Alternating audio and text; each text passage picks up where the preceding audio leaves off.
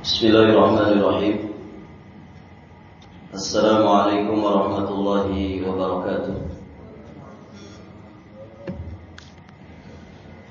Alhamdulillahi wa kafa, wa salamun ala ibadihi alladhina istafa. Asyhadu an la ilaha illallah wahdahu rabbi la syarika lah, wa asyhadu anna Muhammadan abduhu wa rasuluh. Qala Allah Ta'ala fi kitabihil karim, ya ayyuhalladzina amanu taqullaha haqqa tuqatih wa la tamutunna illa wa antum muslimun, amma ba'd. Allahumma inna nas'aluka ilman nafi'an wa rizqan tayyiban wa amalan mutaqabbala. Allahumma 'allimna ma yanfa'una wanfa'na bima 'allamtana وزدنا من علمك وكرمك وجودك يا ذا الجلال والإكرام إنك على كل شيء قدير وبالإجابة جدير. Para hadirin, ikhwati fiddin, para jamaah salat subuh rahimani wa rahimakumullah. Alhamdulillah, kita bersyukur kepada Allah Subhanahu wa taala pada pagi hari yang berbahagia ini. Kita sudah masuk di awal bulan Dzulqa'dah 1447 Hijriah. Bulan Dzulqa'dah, kemudian 2 bulan setelahnya, yakni Dzulhijjah, kemudian bulan Muharram. Ketiga-tiganya merupakan bulan yang sangat diistimewakan di dalam Islam. 3 bulan ini kemudian ditambah bulan Rajab merupakan 4 bulan yang Allah Subhanahu wa taala haramkan. Bulan yang Allah Subhanahu wa taala sucikan. Maka selayaknya bagi kita untuk memakmurkan bulan-bulan istimewa seperti ini dengan sebaik-baiknya amal. Dan semoga apa yang kita amalkan di bulan-bulan suci seperti ini berlipat ganda pahalanya di sisi Allah Subhanahu wa taala. Amin Allahumma ya rabbal alamin. Baik para jamaah yang dirahmati Allah, insyaallah taala biidznillah pengajian kita insyaallah taala kita akan membahas satu pembahasan penting, pelajaran yang paling mendasar ya di dalam ajaran Islam, yakni pelajaran tentang akidah ahli sunnati wal jamaah. Pembahasan akidah ini pembahasan yang seharusnya menjadi fokus kita dalam hidup ini. Mengapa demikian? Para jamaah yang dirahmati Allah, karena sejatinya godaan paling besar yang akan dihadapi manusia adalah godaan untuk kemudian manusia menyimpang akidahnya di dalam kehidupannya.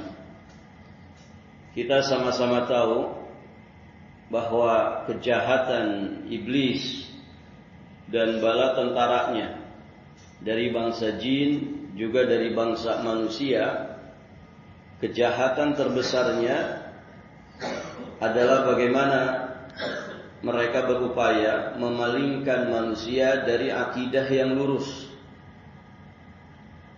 kemudian menjerumuskan manusia ke dalam kekufuran, kesyirikan, dan kemunafikan, yang jika manusia terjatuh ke dalamnya, baik itu nifaq, kufur, dan kesyirikan, maka berarti dia terjatuh ke dalam perkara besar yang kemudian mengancam bahkan membatalkan iman dan Islam yang ada pada dirinya.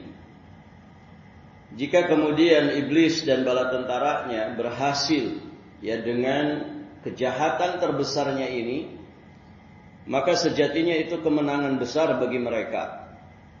Mereka tidak akan peduli lagi kepada salatnya, tidak akan peduli lagi kepada puasanya. Mereka tidak akan peduli lagi dengan ibadah-ibadah besar yang dilakukan oleh orang ini. Kenapa?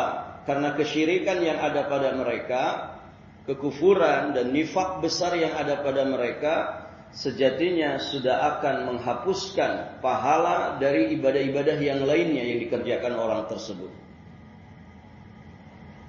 Maka dari sinilah para jamaah yang dirahmati Allah, sejatinya tugas untuk kita berakidah, bertauhid yang benar dan lurus, ini tugas paling besar. Melebihi beratnya tugas untuk kita menunaikan kewajiban-kewajiban besar yang lainnya. Oleh karenanya kita akan dapati orang-orang yang mendakwahkan tauhid ini, itu ternyata juga pengikutnya tidak banyak. Orang-orang yang mendakwahkan akidah ini, barakallahu fikum, selalu menghadapi tantangan yang sangat besar. Dari zaman ke zaman. Dari mulai para nabi dan rasul sebelum, dari Nabi Adam alaihi salam. Kemudian rasul pertama Nabi Nuh alaihi salam. Nabiullah Ibrahim alaihi salam, Nabi Musa, Nabi Isa, sampai kemudian Nabi kita Muhammad sallallahu alaihi wa alihi wasallam. Kita perhatikan orang-orang yang mengikuti dakwah tauhid itu sedikit. Dengan perjuangan yang begitu besar dari para nabi dan rasul di dalam mendakwahkannya. Yang ngikut ke perahu Nabi Nuh itu kan sedikit saja. Yang mengikuti ajaran Nabiullah Ibrahim alaihi salam juga demikian. Dan Masya Allah, hadirin jamaah yang dirahmati Allah, orang itu bisa berani untuk berperang hanya untuk kemudian mempertahankan akidah syiriknya. Mereka berani memerangi nabi dan rasul yang mendakwahkan tauhid. Demi apa? Mempertahankan akidah batil mereka. Mereka berani memerangi sampai berani mati untuk mempertahankan akidah yang batil. Hadirin jamaah yang dirahmati Allah. Bahkan di sana disebutkan ada nabi yang tidak punya pengikut. Wan nabiyyu wa laisa ma'ahu ahad. Kata Nabi, ada seorang nabi yang tidak ada seorang pun pengikutnya. Bahasa orang kita, para jamaah yang dirahmati Allah, tidak punya follower. Ini nabi. Dan seluruh nabi dan rasul itu dakwahnya dakwah tauhid. Mengajak manusia berakidah yang lurus, beribadah yang murni ikhlas kepada Allah semata, dan tidak menyekutukan Allah dengan apapun. Ini luar biasa. Realita yang ada kita bisa saksikan bersama, bisa lihat, bisa dipelajari dari sejarah para nabi dan rasul. Kurang apa nabi kita Muhammad sallallahu alaihi wa alihi wasallam di dalam mendakwahkan tauhid. Tapi ternyata beliau ditentang, beliau diperangi, bahkan akan dibunuh. Taib, hadirin jamaah yang dirahmati Allah. Manusia yang paling mulia, imamnya para nabi dan rasul. Manusia yang paling tinggi derajatnya di sisi Allah Subhanahu wa taala, makamnya makam mahmud. Namun ternyata hadirin jamaah yang dirahmati Allah, demikian keadaannya.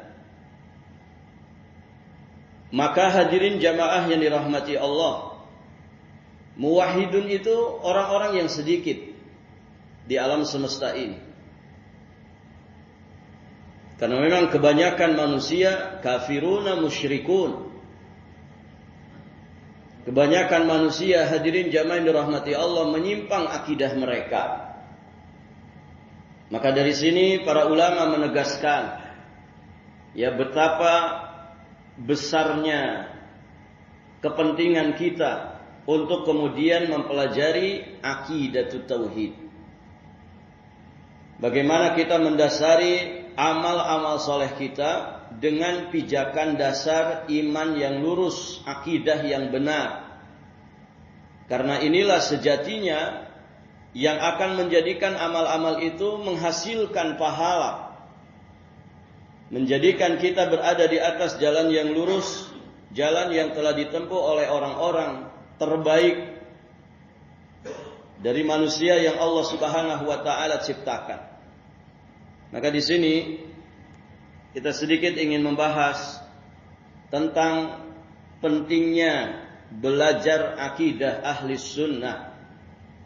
Yang pertama, para ulama menegaskan, kita belajar akidah itu dalam rangka mendekatkan diri kepada Allah Azza wa Jalla. Kenapa? Karena akidah ini pijakan dasar dari semua amal. Perkara paling agung, paling mendasar di dalam ajaran Islam itu ya aqidatut tauhid. Maka kalau kita mendekatkan diri kepada Allah ya dengan perkara yang terbesar, insyaallah ta'ala kita akan mendapatkan keselamatan. Maka dipelajari akidah itu dengan sebaik-baiknya, kemudian berusaha diamalkan dalam kehidupan sehari-hari kita, zahiran wa batinan, secara lahir dan batin, dan berusahalah untuk kemudian menyebarkannya di tengah-tengah manusia. Karena iklan kesyirikan itu begitu dahsyat. Informasi tentang kekufuran itu begitu masif, para hadirin jamaah yang dirahmati Allah. Kalau kemudian tidak kita imbangi, atau lebih lanjut tidak kita kalahkan, akan banyak manusia yang kemudian terjerumus ke dalam kekufuran, kesyirikan, kemunafikan yang besar, yang kemudian tidak mereka sadari. Akan banyak orang-orang yang kemudian dari dulu sudah batal iman dan Islamnya, tapi mereka antang-antang saja merasa iman dan Islam saya masih ada. Coba perhatikan para jamaah. Masyarakat kita itu taunya batal Islam itu apa? Taunya orang itu murtad itu apa? Ini masyarakat kita secara umum. Kalau urusan wudu batal rata-rata paham. Kalau masalah sholat batal rata-rata ngerti. Puasa saya batal rata-rata tahu. Ihram saat manasik umrah atau manasik haji saya batal, rata-rata orang mengerti. Tapi pertanyaannya, siapa yang kemudian paham bahwa iman dan Islam itu bisa batal? Dua kalimat syahadat itu bisa batal. Karena ternyata di sebagian kalangan masyarakat kita itu taunya iman dan Islam itu batal. Orang itu dikatakan murtad kalau pindah agama. Kan begitu ya? Saya KTP saya masih Islam. Saya kalau lebaran juga Idul Fitri. Gitu kan? Musim Idul Adha saya juga datang ke lapangan sholat Idul Adha. Jumatan saya Jumatan. Ramadan saya puasa. Para jamaah. Tapi ternyata dia punya keyakinan. Yang keyakinan itu ternyata keyakinannya orang-orang musyrik. Dia mengucapkan beberapa kalimat yang ternyata ucapan itu bisa membatalkan Islam. Mengolok-olok ajaran Nabi Muhammad itu pembatal Islam bukan? Pembatal Islam. Berwala kepada orang-orang kafir, pembatal Islam bukan? Pembatal Islam. Meyakini di hati bahwa ada di sana hukum yang lebih bagus untuk diberlakukan, lebih bagus daripada hukum Allah dan Rasulnya. Ini keyakinan hati. Orang itu bisa batal iman Islamnya hanya gara-gara keyakinan saja. Bisa batal iman dan Islamnya dengan ucapan. Bisa batal iman dan Islamnya dengan tingkah laku dan perbuatan. Sekarang dengan keyakinan saja bisa batal. Hadirin jamaah dirahmati Allah. Tapi banyak orang tidak paham. Kenapa tidak paham? Karena yang mengajarkan pembatal-pembatal Islam itu sedikit jumlah. Yang mau belajar akidah tauhid itu juga sedikit orang. Sebagaimana realita para nabi dan rasul yang ikut ke kapal Nabi Nuh, ikut kepada dakwah Nabi Nuh alaihi salam, itu sedikit saja. Mereka berani memerangi, berani mati, bahkan mempertahankan akidah batilnya. Waliyadzubillah. Maka bagaimana dengan manusia-manusia akhir zaman seperti ini? Bukan nabi, bukan rasul. Hadirin jamaah yang dirahmati Allah. Maka banyak orang yang kemudian merasa saya muslim, KTP saya Islam, tapi ternyata keyakinannya keyakinan orang musyrik. Ucapannya ucapan yang biasa diucapkan orang kafir. Tingkah laku perbuatannya tingkah laku perbuatan orang-orang munafik. Nauzubillah. Pernah dengar Pak ada orang ngaku muslim tapi bela-bela Yahudi. Teriak-teriak begitu ya, membela Yahudi. Dan melecehkan, merendahkan kaum muslimin. Na'udzubillah. Hadirin jamaah dirahmati Allah. Dan sorahatan. Sudah enggak sembunyi-sembunyi lagi. Terang-terangan. Antum tahu kenapa orang bisa begitu, ikhwan? Apa motifnya, apa kepentingannya? Dan itu sudah dijelaskan di dalam Al-Quran. Apa Pak? Nah ini.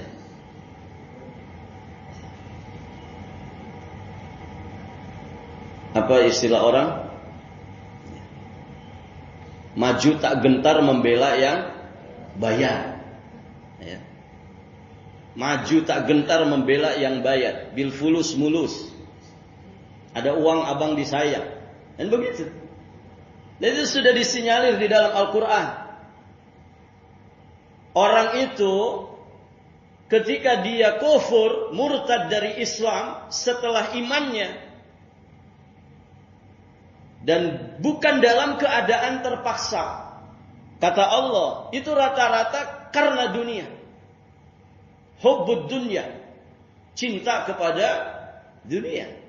Saya bacakan ayatnya. Ada di surat An-Nahl ayat 106, 107. Allah Subhanahu wa taala berfirman, "Man kafara billah ba'da imanihi illa man ukriha wa qalbuhu mutmainnun bil iman walakin man syaraha bil kufri sadra fa alaihim ghadabun minallah wa lahum adzabun azim."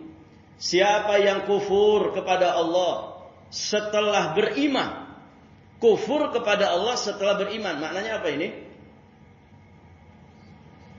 Kufur setelah beriman, maknanya berarti apa?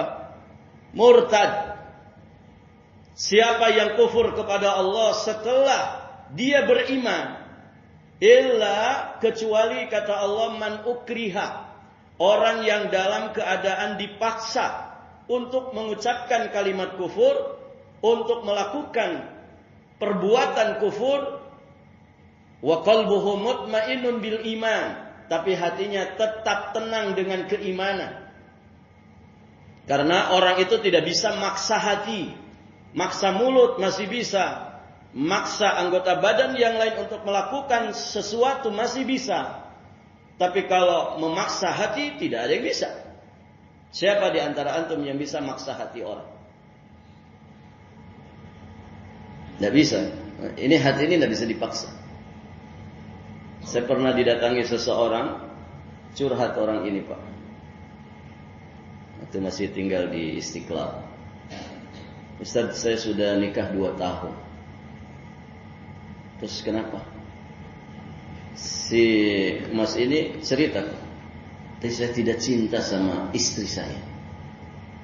2 tahun nikah, tapi tidak punya rasa cinta kepada istri. Cinta itu urusan mana Pak? Urusan sini apa urusan ini? Kalau orang tuanya misalnya menjodoh-jodohin misalkan, jodoh-jodohin anaknya, ketemulah dengan calon pasangannya, tapi dua-duanya nggak saling cinta, bisa nggak begitu? Bisa. dipaksa anaknya ini untuk menikah, mungkin bisa dipaksa, akhirnya nikah. Dipaksa untuk mengucapkan kalimat cinta, saya cinta kepadamu, I love you. Mungkin bisa, tapi ini kan tidak bisa dibohongi. Ini buktinya ada. Saya belum menyentuh istri saya, Ustaz. 2 tahun nikah, nggak cinta, saya nggak cinta ke dia. Mau diapain ini nggak cinta? Luar biasa para jamaah. Ini bukti bahwa hati itu nggak bisa dipaksa. Hati itu nggak bisa dipaksa. Maka dalam Islam ada rukhsah. Orang yang betul-betul dipaksa, dalam keadaan terpaksa mengucapkan kalimat kufur, melakukan tindakan kekufuran, maka ada rukhsah. Dia kemudian mengucapkan dan melakukannya, tapi dengan syarat hatinya tetap tenang dalam keimanan. Ini pernah terjadi pada sahabat yang mulia. Siapa? Ammar bin Yasir. Ammar bin Yasir. Taib, hadirin jamaah yang dirahmati Allah. Nah itu yang dipaksa. Yang tidak dalam keadaan terpaksa dan dia murtad, walakin man syaraha bil kufri sadra. Akan tetapi siapa yang berlapang dada untuk menerima kekufuran, bukan dalam keadaan terpaksa. Sebetulnya aman-aman saja, nggak ada orang maksa, nggak ada satu sikon yang kemudian memaksa dirinya. Siapa yang kemudian berlapang dada untuk menerima kekufuran, maka niscaya kemurkaan Allah itu menimpa dirinya. Fa'alaihim ghadabun minallah walahum adzabun adzim. Kemurkaan akan menimpa dirinya dan mereka akan mendapatkan azab yang besar. Perhatikan ayat berikutnya. Kata Allah, "Dzalika bi annahu mustahabbul hayatad dunya 'alal akhirah wa anna Allah la yahdil qaumal kafirin." Kata Allah Subhanahu wa taala, yang demikian itu disebabkan karena mereka lebih mencintai dunia dibandingkan dengan akhirat. Tadi bil fulus mulus, maju tak gentar membela yang bayar. Gitu kan? Orang bisa bersumpah palsu para jamaah, bersaksi dengan persaksian dusta, yang penting dibayar. Dan begitu. Kalau hanya cuma mengucapkan 2 kalimat dibayar 5 miliar, mau nggak Pak? Ya, saya bersaksi itu asli, bukan palsu. Dibayar 2 miliar, mau Pak? Kira-kira goyah nggak hati kita? Cuman 2-3 kata, 5 kata. Jadi hubud dunia ini para jamaah, ini bahayanya hubud dunia. Orang bisa menjual imannya gara-gara cinta dunia. Ini Allah tegaskan. Yang demikian itu kata Allah Subhanahu wa taala, jadi orang yang murtad bukan dalam keadaan terpaksa. Itu sudah jelas motifnya. Karena mereka itu lebih mencintai kehidupan dunia daripada kehidupan akhirat. Dan sesungguhnya Allah tidak memberikan petunjuk kepada orang-orang kafir. Maka hadirin jamaah yang dirahmati Allah, ini penting. Kita belajar akidah ini dalam rangka untuk kita taqarrub, mendekatkan diri kepada Allah. Dengan mempelajarinya, kemudian mengamalkannya, dan berusaha menyebarkannya di tengah-tengah manusia. Ini paparan dunia ini luar biasa para jamaah. Orang mengiklankan dunia ini luar biasa. Di dunia nyata ataupun di dunia maya. Coba perhatikan iklan-iklan yang berseliweran ini. Semuanya iklan dunia. Iklan kekufuran, iklan kemunafikan, berita informasi tentang kemaksiatan. Oh, di mana-mana. Dan itu mengerikan. Itu menjadi fitnah bagi manusia. Kalau hari-hari kita ini terpapar dunia, para jamaah, tidak pernah kita imbangi dengan paparan-paparan akhirat, apalagi tidak pernah ada upaya untuk mengalahkan paparan-paparan tadi, ya mohon maaf kalau hidup kita kemudian isinya dunia, dunia, dan dunia saja. Sehingga saat kita didatangi malakatul maut, hanya tersisa penyesalan.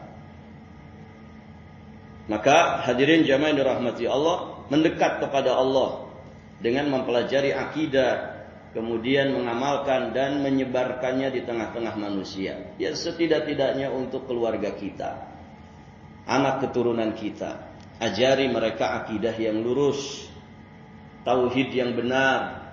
Pahamkan mereka bahwa ya ancaman terbesar itu adalah ancaman batalnya iman dan Islam. Tadi karena yang mendakwahkannya sedikit, orang yang tertarik mengikuti pengajian tauhid juga sedikit, gitu kan? Sebagian tempat malah Pak, saya pernah, Ustaz kalau mau ngisi di tempat kami jangan bahas tauhid, ya. Jangan bahas akidah. Ya, kenapa Pak? Ya nanti memecah belah umat. Begitu. Orang tuh sensi banget sama pelajaran akidah tauhid. Segitunya Pak. Ini menggambarkan bahwa memang iblis dan bala tentaranya berhasil. Sudah yang lucu-lucu saja, yang guyon-guyon saja. Ya. Kalau bisa kalahkan itu stand up komedi gitu. Supaya jamaahnya ramai membludak. Coba pengajian akidah, sedikit pesertanya. Orang kalau diajak ngaji serius itu memang berat para jamaah. Kalau diajak ngaji serius. Dan Muslim itu hidupnya serius. Tidak main-main. Wa ma huwa bil hazl. Orang kalau terdidik dengan Al-Quran, dan Al-Quran itu tidak ada senda gurau di dalamnya. Dan hidup itu begitu. Bukan berarti nggak boleh bercanda. Namun kata Nabi SAW, orang itu kalau tahu apa yang aku ketahui, la dhahiktum qalila wa la bakaitum katsira. Dia akan sedikit tertawa dan banyak menangis. Hadirin jamaah yang dirahmati Allah. Ini yang pertama. Yang kedua, para jamaah, kita belajar akidah ahli sunnah itu agar bisa menempuh jalan yang lurus, agar bisa menempuh siratal mustaqim, jalan lurus yang telah ditempuh oleh orang-orang yang telah Allah beri nikmat dari kalangan nabiyyin, siddiqin, syuhada dan sholihin. Jalan hidup mereka adalah jalan aqidatut tauhid. Coba perhatikan ayat-ayat, hadis-hadis Nabi, realitas sejarah para nabi dan rasul, semuanya mendakwahkan tauhid. Inti fokus dakwah mereka, seruan mereka adalah tauhid. Bukan berarti yang lain tidak dibahas. Tapi dakwah itu kan ada fokusnya. Dan itulah yang membedakan kemudian dengan dakwah-dakwah yang lain. Maka kita mempelajari aqidatut tauhid supaya kita bisa menempuh jalan lurus ini. Dan jalan lurus ini pasti finishnya surga. Pasti itu. Dan itu sudah ditegaskan oleh Nabi. Kalau kita mengikuti jalan yang belok dari jalan Allah yang lurus, maka berarti kita mengikuti jalan setan. Dan jalan setan itu jalan yang sangat banyak. Semakin menjauhkan dari jalan yang lurus, semakin jauh dari jalan yang lurus, semakin jauh dari Allah, semakin jauh dari surganya. Dan kemudian akan berujung finish di dalam siksa api neraka. Bersama siapa? Bersama iblis dan bala tentara.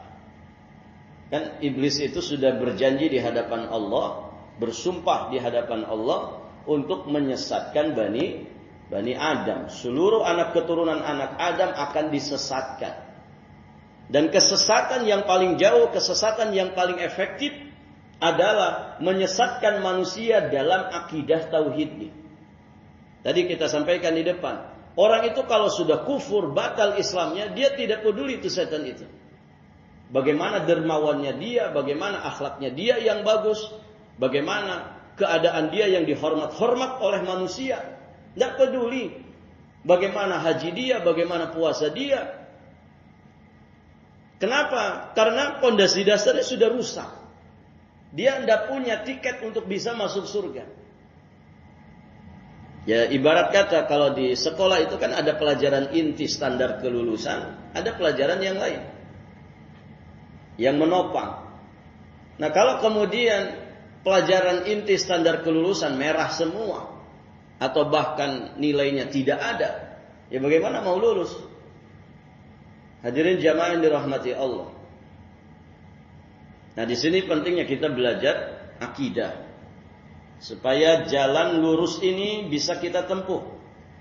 Karena itulah yang kemudian telah ditempuh oleh para punggawa tauhid, para nabi, para siddiqin, para syuhada dan sholihin. Kemudian kita mempelajari aqidatut tauhid supaya kita selamat dari syubhat, selamat dari paparan syubhat.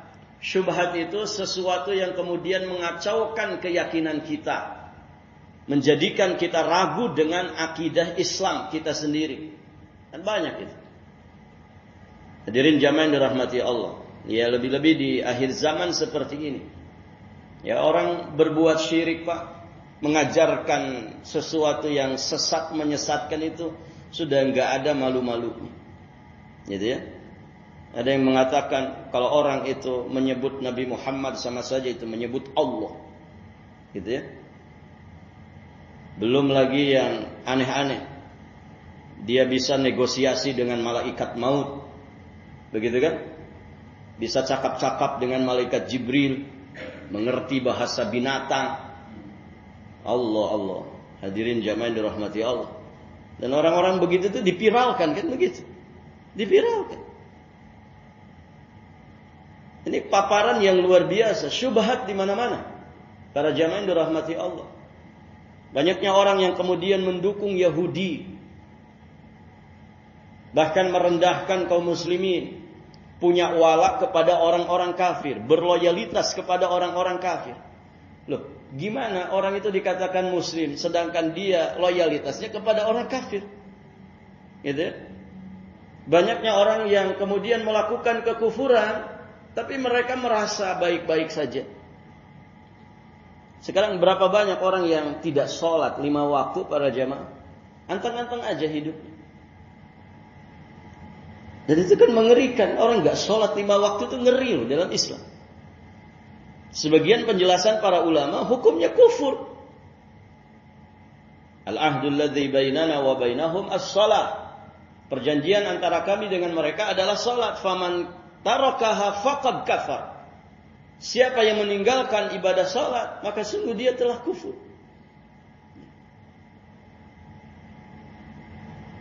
Ada istri itu punya suami, barakallahu fikum. Kamu enggak boleh judi, ya. Awas kamu narkoba, awas kamu main perempuan. Gitu ya. Betapa ketat itu istri. Tapi suaminya enggak sholat, didiemin aja.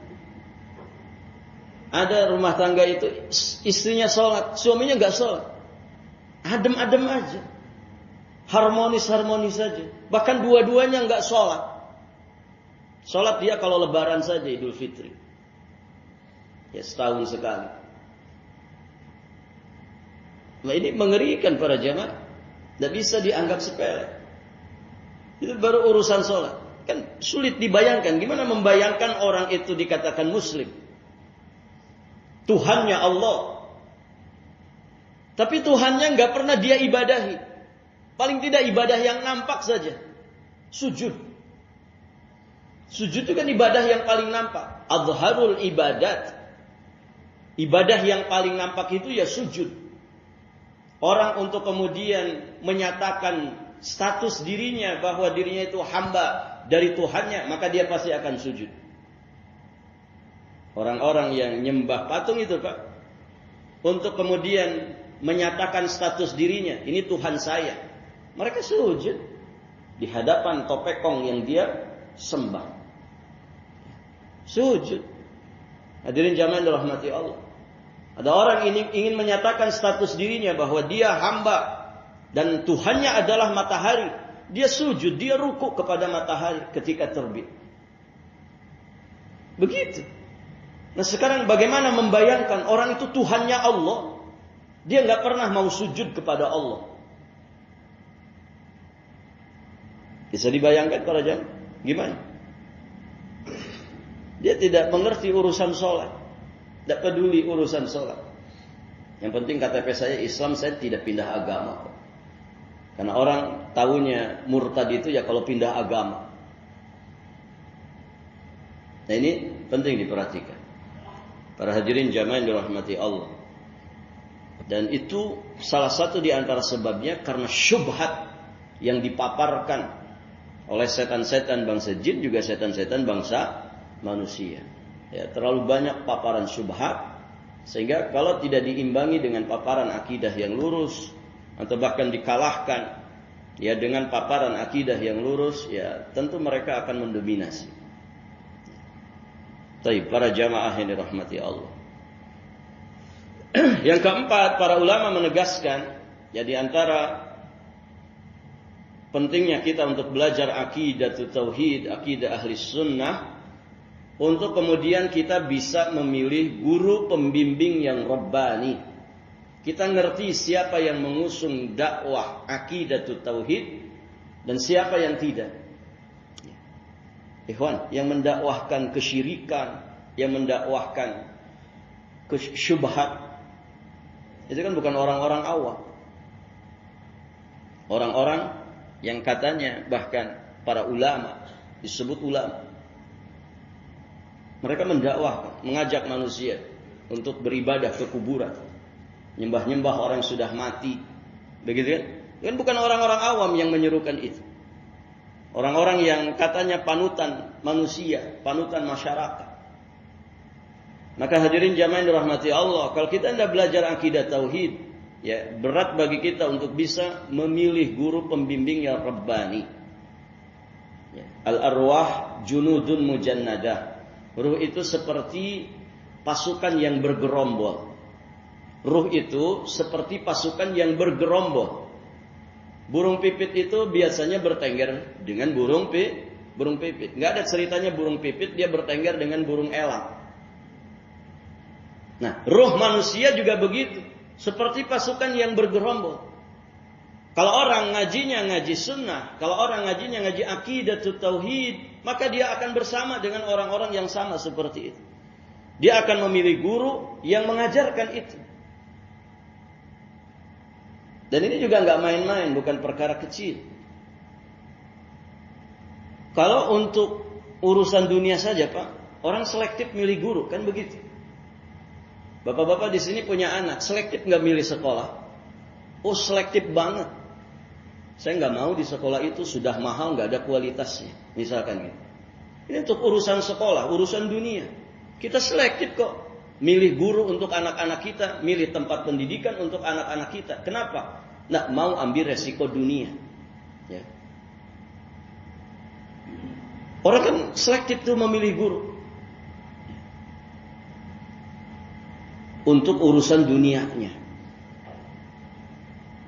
Maka wajar dong kalau orang selektif di dalam memilih guru agama, kan begitu. Dia melihat siapa ini guru yang layak untuk kemudian dijadikan pembimbing, yang membimbing lahir batinnya, dunia dan agamanya.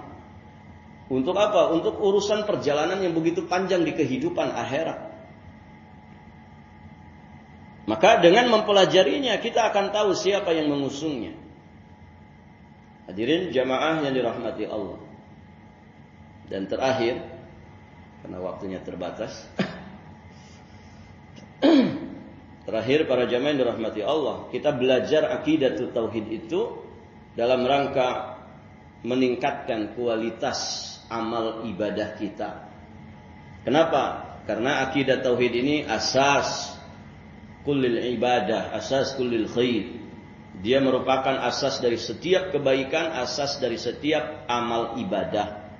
Ibarat kata satu bangunan Islam, maka akidah tauhid itu pondasinya yang kokoh. Maka pondasi yang kokoh, bangunan setinggi apapun, sementereng apapun, insya Allah akan mudah dibangun di atas. Tapi jangan berharap membangun bangunan yang megah, mewah, mentereng, kalau kemudian pondasinya tidak sesuai, ya tentu gampang roboh, kan begitu. Eman-eman kata orang, mubazir. Pun demikian bangunan Islam kita harus dibangun di atas pondasi dasar yang kuat. Makanya akidah itu ibaratkan pondasi yang kokoh dari bangunan Islam. Ibaratkan akar yang begitu kokoh ya untuk pohon yang rindang dan subur. Allah berfirman di surat Ibrahim ayat 24-25. Alam tara kaifa daraballahu mathalan kalimatan thayyibah kasyajaratin thayyibatin asluha tsabit wa far'uha fis sama' tu'ti ukulaha kullahinin bi'izni rabbiha wa yadribullahu al-amthala lin-nasi la'allahum yatadzakkarun. Kata Allah, tidakkah engkau memperhatikan bagaimana Allah telah membuat perumpamaan dari kalimat thayyibah la ilaha illallah yang menjadi kalimatut tauhid. Perumpamaannya kata Allah seperti pohon yang baik, pohon yang bagus, akarnya kuat. Ini kan dunia pertanian sebetulnya inspirasinya dari sini. Tanaman yang kuat, tanaman yang bagus itu yang punya akar sehat dan kuat. Akar itu harus dinutrisi dengan baik. Jadi Allah umpamakan tauhid seseorang itu ya seperti pohon yang baik, akarnya kuat, kemudian cabangnya menjulang tinggi ke langit. Tidak hanya itu, menghasilkan buah. Tu'ti ukulaha, dan menghasilkan buahnya pada setiap waktu dengan seizin Rabb-Nya. Allah membuat perumpamaan itu untuk manusia agar mereka mengambil pelajaran. Begitu. Akidah tauhid itu akar yang sangat kokoh untuk kemudian menumbuhkan, menumbuh suburkan, menumbuh kembangkan ya pohon yang indah di atasnya. Maka orang yang akidahnya lurus, tauhidnya benar, keyakinannya mantap, maka hadirin jamaah yang dirahmati Allah pasti menghasilkan beragam macam kebaikan. Kebaikan ibadahnya, kebaikan muamalahnya, kebaikan akhlaknya. Begitu. Maka orang itu kalau akidahnya benar, akhlaknya pasti bagus. Orang itu kalau akidahnya lurus, pasti ibadahnya berkualitas. Walaupun orang melihatnya sederhana. Karena sederhana sesuai dengan petunjuk Allah dan Rasulnya itu jelas lebih baik daripada banyak sungguh-sungguh tapi di dalam sesuatu yang menyimpang dari sunnah. Lihat para sahabat, para jamaah, bagaimana mereka punya kualitas amal ibadah itu melebihi kualitas orang-orang setelahnya. Ya, kan disebutkan oleh Nabi, jangan kalian caci maki sahabat demi Allah. Ya, infaknya mereka 1 mud atau bahkan separuh mud makanan itu tidak akan menyamai infak kalian dengan emas segede gunung Uhud. Apa yang kemudian membedakan? Kualitas iman. Kualitas iman, akidah yang begitu mantap ya di dalam jiwa dan raga mereka. Itu yang berat untuk ditiru. Sehingga pantas mereka menjadi generasi terbaik umat ini. Nah demikian para hadirin jamaah yang dirahmati Allah, ini sebagai muqaddimah dari pembahasan pelajaran akidah ahli sunnah.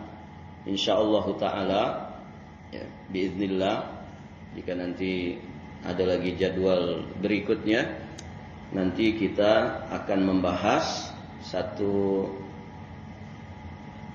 risalah, satu kitab yang insyaallah berisi kaidah-kaidah ringkas dan mencakup semua pembahasan tentang akidah ya, tentang tata cara kita beragama yang benar. Kita pilihkan dari risalah yang ditulis oleh Syekh Walid bin Rashid As-Sa'idan hafizahullahu ta'ala, ya salah seorang masyayikh di Saudi sana. Hadirin jamaah yang dirahmati Allah, salah satu kitab yang beliau tulis Al-Qawaidul Mudha'ah fi Madhhabi Ahli Sunnah wal Jamaah, berisikan 125 kaidah tentang akidah ahli sunnati wal jamaah. Semoga Allah mudahkan kita untuk mempelajarinya insyaallah ta'ala di kesempatan-kesempatan berikutnya. Demikian para jamaah, ini muqaddimah yang bisa disampaikan.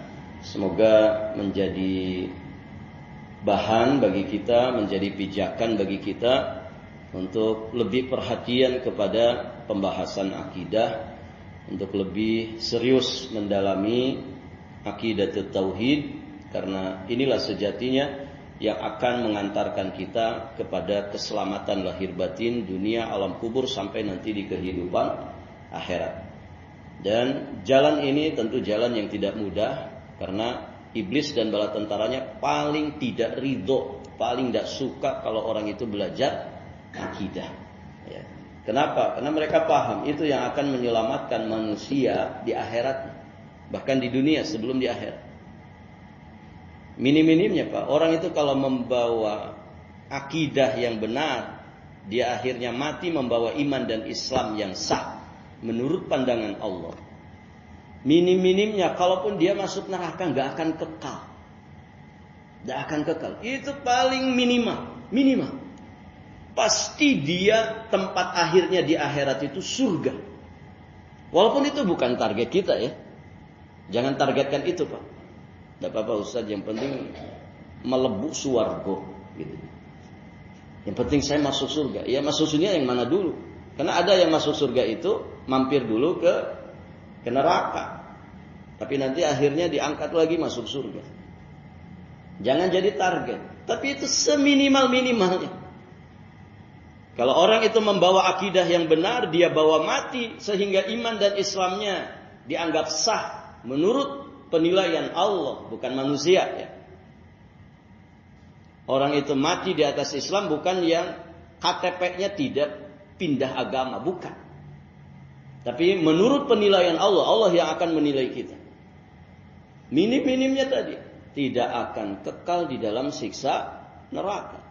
Tapi kalau orang luput dari pelajaran seperti ini, para jamaah, na'udzubillah, ya, dia akan terancam mendapatkan siksa yang kekal abadi di dalam neraka. Ya. Sekarang, mohon maaf, orang itu mati, berapa yang mati dalam keadaan tidak sholat? Berapa yang KTP-nya Islam, dia mati dalam keadaan tidak pernah tahu tentang dua kalimat syahadat. Tidak pernah juga dipraktekkan, tidak pernah dipelajari, tidak pernah dirasakan kelezatan dan kenikmatan. Mengerikan. Dan bisa jadi yang begitu itu di antara orang-orang sekitar kita, keluarga kita sendiri. Banyak orang Muslim, katanya keluarga Muslim, tapi tiap malam Jumat Kliwon dia sesaji. Ada nggak Pak yang begitu Pak? Ada. Belum yang nyembah-nyembah orang sudah mati, ya, menjadi ciri khasnya, ya, hidupnya itu dengan kuburan, minta-minta kepada orang sudah mati, menganggap itu bisa mendatangkan rezeki berkah, bikin lancar usaha, begitu kan? Saya perhatikan tempat-tempat pesugihan, nyembah-nyembah setan. Selalu ramai. Tidak pernah sepi itu. Ya. Tempat-tempat nyembah-nyembah setan, tempat-tempat pesugihan, iklannya di mana-mana, offline dan online, di dunia nyata, di dunia maya, diiklankan. Ya. Siapa yang tidak tahu Gunung Kawi? Gitu. Di kita juga ada Gunung Kawi kan? Ya. Tempat pesugihan, Gunung Kemukus, ya. Belum tempat-tempat yang lain. Dan itu nyata para jamaah. Orang nyembah-nyembah setan itu ada. Ya, bahkan ada yang ritualnya harus dengan zina dulu. Ya, di Gunung Kemukus itu. Ritualnya kan zina dulu. Dan zinanya nggak boleh dengan pasangan sah. Ini double-double para jamaah. Ya syiriknya iya, nyembah setannya iya, zinahnya iya. Ya. Ada ritualnya mereka harus hubungan badan. Gitu ya. Nanti hasil hubungan badannya itu disimpan, ya. Mereka alasin pakai kain, semacam kain kafan. Mereka zina di atas kain itu, ya. Si laki-laki keluar air maninya, si perempuan juga begitu, disatukan di kain kafan, di kain putih. Itu yang dijadi jimat, dijadikan pesugihan. Ya. Di mana-mana, ya. Di mana-mana. Maka mengerikan paparan-paparan ini kalau kita tidak mengimbangi dan mengalahkannya. Waliyadzubillah. Ya, kita khawatir menghadap Allah dalam keadaan iman dan Islam kita entah seperti apa. Nah, ini tidak boleh terjadi pada diri kita. Maka kesempatan masih ada, mumpung kita masih dikasih umur, manfaatkan dengan sebaik-baiknya. Insyaallah taala nanti kita lanjutkan di kesempatan berikutnya. Boleh nanti di fotokopi itu ya, kitabnya ada PDF-nya dan sudah diterjemahkan, nanti bisa di fotokopi disebarkan. Baik para jamaah, sampai di sini dulu pelajaran kita. Kita akhiri dan kita tutup dengan doa kafaratul majlis. Subhanakallahumma bihamdik asyhadu an la ilaha illa anta astaghfiruka wa atubu ilaik. Assalamualaikum warahmatullahi wabarakatuh.